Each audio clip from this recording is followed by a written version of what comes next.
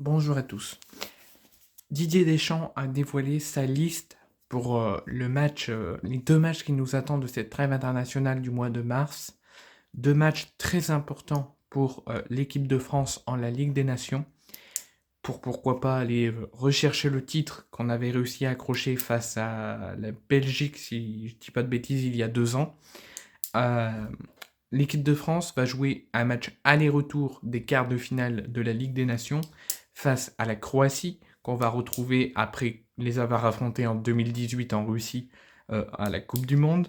On va d'abord se déplacer du côté du Splint et ensuite on les affrontera chez nous à Paris au Stade de France. Donc voici, on va en parler juste après, voici la liste de Didier Deschamps pour cette trêve internationale du mois de mars et ces deux matchs contre la Croatie pour les quarts de finale. Gardien de but, je suis très heureuse de ces 3 sélections et d'une non-sélection. C'est Alphonse Areola, qui pour une fois, pour 2 listes consécutives, n'est pas pris. Et ça fait très plaisir parce que pour moi, il n'a plus sa place en équipe de France. Mais par contre, Lucas Chevalier, qui est de nouveau pris après la dernière trêve internationale, j'en suis très heureux pour lui, il le mérite. Brice Samba et Mac Maignan.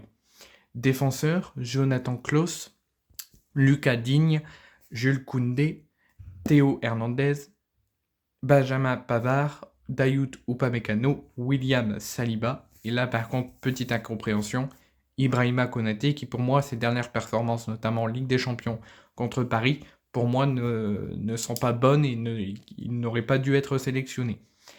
Milieu de terrain, Matteo Kendouzi, Eduardo Camavinga, Manu Koné, Chouameni, Adrien Rabiot et Warren Zaïre-Emery.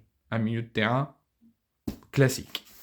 Attaquant, retour d'Ousmane Dembélé, Bradley Barcola, première sélection pour Désiré Doué, qui a souvent fait plusieurs sélections, plusieurs trêves internationales, plusieurs grandes compétitions avec son pays, mais seulement avec les espoirs, et son travail à payer, il est pris pour la première fois en équipe de France A.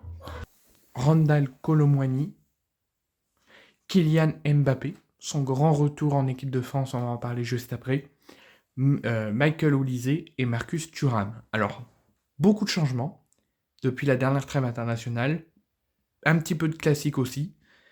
Moi, ce que je ne comprends pas, c'est la sélection d'Ibrahima Konaté, qui pour moi, ses dernières performances depuis la dernière trêve internationale ne sont pas bons, et pour moi, il n'aurait pas dû être sélectionné. Au milieu de terrain, c'est plutôt classique et pas mal, même si d'autres jeunes auraient dû être sélectionnés, mais bon, on fait avec. Et au niveau des attaquants, ce qui me perturbe un petit peu, bon, Kolo Muani, je suis d'accord avec Didier Deschamps de l'avoir pris, il est en train de retrouver des couleurs du côté de la Juventus. Pour moi, il aurait dû prendre Ryan Cherki, qui a encore fait un match exceptionnel avec Lyon hier contre le FCSB et qui pour moi avait sa place en équipe de France, tout comme Désiré Doué. Et par contre, moi, ce que je comprends pas, c'est la sélection de Kylian Mbappé, qui certes fait son retour après avoir refusé, et en avoir discuté avec Didier Deschamps, d'avoir refusé les 2 dernières trêves internationales et après avoir préféré mettre en priorité le Real Madrid au lieu de son pays. Moi, j'avais demandé à Didier Deschamps qu'il retire Kylian Mbappé, qu'il refuse et qu'il ne le sélectionne plus, quitte à le pousser à prendre sa retraite internationale, et ça serait totalement mérité et bien fait pour lui. Malheureusement, il le reprend, il le fait son grand retour. Et pour moi, ça m'a un petit peu titillé, mais pas plus énervé que ça. Mais j'aurais préféré qu'il ne le mette plus capitaine pour le sanctionner et lui montrer que c'est son pays avant tout. Et que d'autres obligations ou préférer Real Madrid que son pays alors qu'il est capitaine, c'est injuste et pas normal. Donc pour moi, on est obligé de faire avec sa sélection. Mais pour moi, s'il veut continuer à le sélectionner, il aurait dû lui enlever le brassard de capitaine.